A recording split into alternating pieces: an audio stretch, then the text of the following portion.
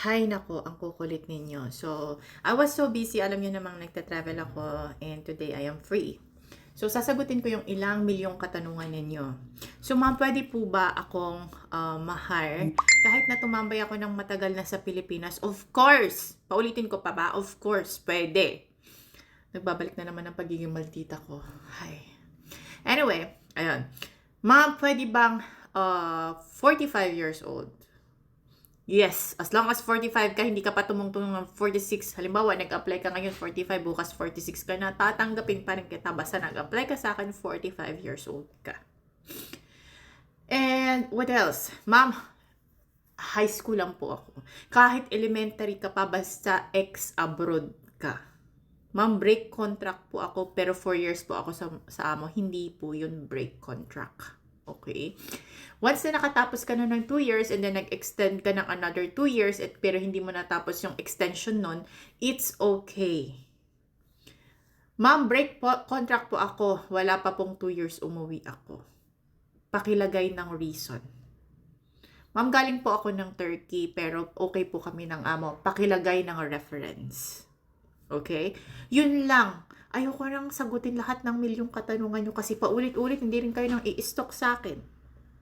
So, gusto ko sa inyo very positive always kasi once you are here, you will have a culture shock, made-depress kayo kung malayo kayo sa pamilya nyo, yung iba naman, ay, hindi ko na maintindihan. I want you to be ready in any kind of situation na ma-face ninyo. Okay?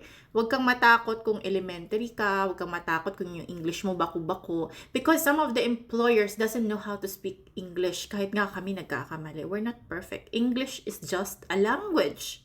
The most important is you understand kung paano ang inuutos ng amo mo. Hindi yung sinasabi ng amo mo, pinasok mo dito, lumabas sa kabila.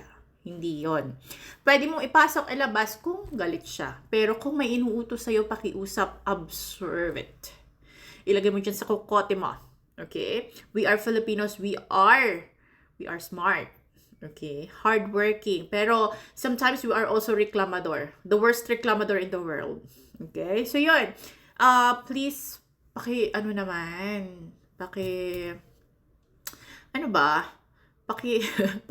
naman ng video na to. Okay? Para hindi na tayo mahihirapan.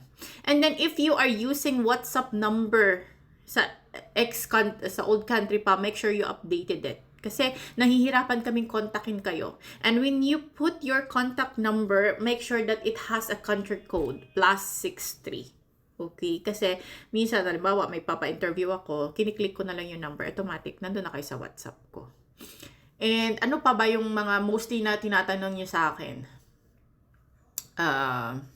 Ma'am, married po ako, pero yung passport ko single, then you said single.